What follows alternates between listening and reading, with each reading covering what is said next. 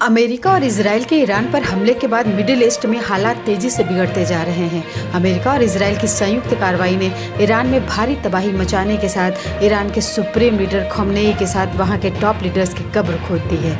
Iran भी इस हमले की जवाबी कार्रवाई में अमेरिका के करीबी खाड़ी देशों को निशाना बनाना शुरू कर दिया है। उसने साफ कर दिया है कि इस बार वह पूरी ताकत से जवाब देगा। इस टकराव की वजह से पूरे क्षेत्र में तनाव बढ़ गया है और कई जगह हालात बेहद गंभीर हो गए हैं। लेकिन क्या आप जानते हैं कि ईरान और इजराइल के रिश्ते हमेशा इतने तनावपूर्ण नहीं थे जितने आज दिखाई देते हैं। इतिहास में एक दौर ऐसा भी रहा है जब दोनों देशों के बीच अच्छे संबंध थे और वे एक दूसरे के सहयोगी माने जाते थे। ऐसे में इस रिपोर्ट में समझते हैं कि आखिर कभी दोस्त रहे इजराइल और ईरान के बीच दुश्मनी इतनी कैसे बढ़ गई। 1948 में जब इजराइल एक नए देश के रूप में अस्तित्व में आया, तब ईरान के शासक मोहम्मद रजा पहलवी के नेतृत्व में ईरान ने उसे मान्यता दी थी। हालांकि ईरान ने फिलिस्तीन के विभाजन की उस योजना का विरोध किया था जिसकी वजह से 1948 में इजराइल राज्य का गठन हुआ। उस वक्त तुर्की के बाद ईरान इजराइल को मान्यता देने वाला दूसरा मुस्लिम बहुल देश बना। उस दौर में ईरान पर पहलवी वंश के शाहों का राजतंत्र था और मध्य पूर्व में उसे अमेरिका का एक अहम सहयोगी माना जाता था। यही वजह थी कि इजराइल के संस्थापक और पहले प्रधानमंत्री डेविड बेन गुरियन ने अपने आसपास के अरब देशों की नाराजगी की परवाह किए बिना ईरान के साथ संबंध बनाए रखा। फिर जून 1967 मिडिल ईस्ट में तब युद्ध चल रहा था। इजराइल ने मिस्र, जॉर्डन और सीरिया को हराया, लेकिन मिस्र ने स्वेज नहर बंद कर दी। 6 दिन के युद्ध और मिस्र द्वारा स्वेज नहर के बंद होने से इजराइल में खलबली मची थी। इजराइल को तेल इंपोर्ट करने के लिए तब दूसरे रास्ते तलाशने पड़े थे। उसी समय ईरान को भी तेल एक्सपोर्ट के लिए रास्ते की जरूरत थी। यही वह वक्त था जब ईरान और इजराइल एक साथ आए थे। तब स्वेज नहर 1975 तक बंद रही थी। वो बताते चले कि स्वेज नहर यूरोप और एशिया के बीच सबसे छोटा समुद्री रास्ता है। दुनिया के लगभग 12% व्यापार और 30% कंटेनर जहाज इसी रास्ते से गुजरते हैं। इस नहर की वजह से जहाजों को अफ्रीका के चारों ओर लंबा रास्ता नहीं लेना पड़ता, जिससे समय और खर्च दोनों बचते हैं। सीक्रेट पाइपलाइन, जिसे ईरान और इजराइल ने मिलकर बनाया था, साल 1968 में दोनों ने ज्वाइंट वेंचर शुरू किया। यह लाल सागर के इलात बंदरगाह को भूमध्य सागर के अश्केलोन से जोड़ती थी। हालांकि यह 42 इंच चौड़ी और 254 किलोमीटर लंबी इलात अश्केलोन पाइपलाइन सीक्रेट नहीं रह सकी।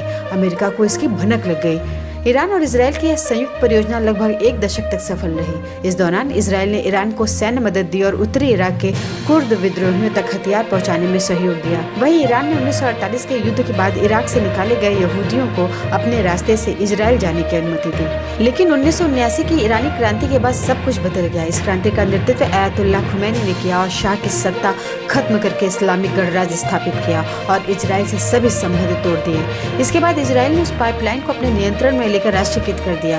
खुमैनी ने खुद को दुनिया के दबे कुचले लोगों का समर्थक बताया और अमेरिका तथा उसके सहयोगी इजराइल के प्रभाव का खुलकर विरोध किया। यह विचारधारा नई सरकार की बुनियाद बन गई।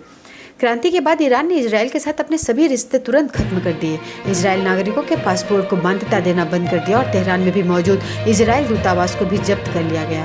बाद में यह इमारत PLO यानी पैलेस्टाइन लिबरेशन ऑर्गेनाइजेशन को सौंप दी गई, जो उस समय अलग फिलिस्तीनी देश की मांग को लेकर इजराइल के खिलाफ संघर्ष का नेतृत्व कर रही थी। समय के साथ ईरान और इजराइल के बीच टकराव और गहराता गया है। दोनों ही देश मध्य पूर्व में अपने प्रभाव और ताकत को बढ़ाने की कोशिश कर रहे थे। आज स्थिति यह है कि ईरान पूरे इलाके में कई राजनीतिक और हथियारबंद संगठनों के एक नेटवर्क को समर्थन देता है, जिसे अक्सर रेजिस्टेंस एक्सिस कहा जाता है। इस नेटवर्क में लेबनान, सीरिया, इराक और यमन जैसे देशों के समूह शामिल हैं। ये सभी समूह फिलिस्तीन के समर्थन में खड़े होते हैं और इजराइल को अपना बड़ा दुश्मन मानते हैं। पिछले कुछ सालों में ईरान की परमाणु और सैन्य सुविधाएं कई रहस्यमयी हमलों का निशाना बनी है। तेहरान बार बार इन हमलों के लिए इजराइल को जिम्मेदार ठहराता रहा है। इन घटनाओं में ईरान के कई अहम लोगों को भी निशाना बनाया गया, जिनमें मशहूर परमाणु वैज्ञानिक शामिल थे। हालांकि दूसरी तरफ इजराइल और उसके पश्चिमी सहयोगी भी ईरान पर गंभीर आरोप लगाते रहे हैं। उनका कहना है कि इजराइल हितों को निशाना बनाने वाले कई हमलों के पीछे ईरान का हाथ है। इन घटनाओं में इजरायली तेल टैंकरों पर ड्रोन हमले और बड़े पैमाने पर साइबर हमले को भी शामिल बताया गया है। ईरान को इस इलाके में कई मिलिटेंट ग्रुप को फंडिंग और सपोर्ट करने के लिए जिम्मेदार माना जाता है, जो इजराइल और US के खिलाफ है, जैसे लेबनान में हिजबुल्लाह और गाजा पट्टी में हमास। जून 2025 में इजराइल और ईरान के बीच तनाव एक बार फिर खुलकर सामने आया। उस समय इजराइल ने ईरान के भीतर कई हवाई हमले किए, जिनमें परमाणु और सैन्य ठिकानों को निशाना बनाया गया। इन हमलों में ईरान के कई वरिष्ठ सैन्य अधिकारियों और वैज्ञानिकों के मारे जाने की भी खबरें सामने आई। इजराइल के प्रधानमंत्री बेंजामिन नेतन्याहू ने इस सैन्य अभियान को ऑपरेशन राइजिंग लायन नाम दिया था। ईरान का न्यूक्लियर प्रोग्राम कुछ सबसे बड़े हमलों के सेंटर में रहा है। इजराइल और यूएस का कहना है कि वह ईरान को कभी भी न्यूक्लियर बम नहीं बनाने देगा, लेकिन तेहरान का कहना है कि उसका न्यूक्लियर प्रोग्राम सिविलियन मकसदों के लिए है। पिछले साल के आखिरी महीनों में ईरान में सरकार विरोधी प्रदर्शन शुरू हो चुके थे। ईरानी आवाम डॉलर के मुकाबले गिरते ईरानी करेंसी और महंगाई को लेकर सड़कों पर उतर आई थी। ईरान के कई शहरों में आंदोलन तेजी पकड़ चुका था। सरकार और खामनेई दोनों ही जनता के निशाने पर थे। कई जगहों पर प्रदर्शनकारियों को काबू करने के लिए ईरानी फोर्स ने ताकत का इस्तेमाल किया। दर्जनों लोगों की मौत हुई।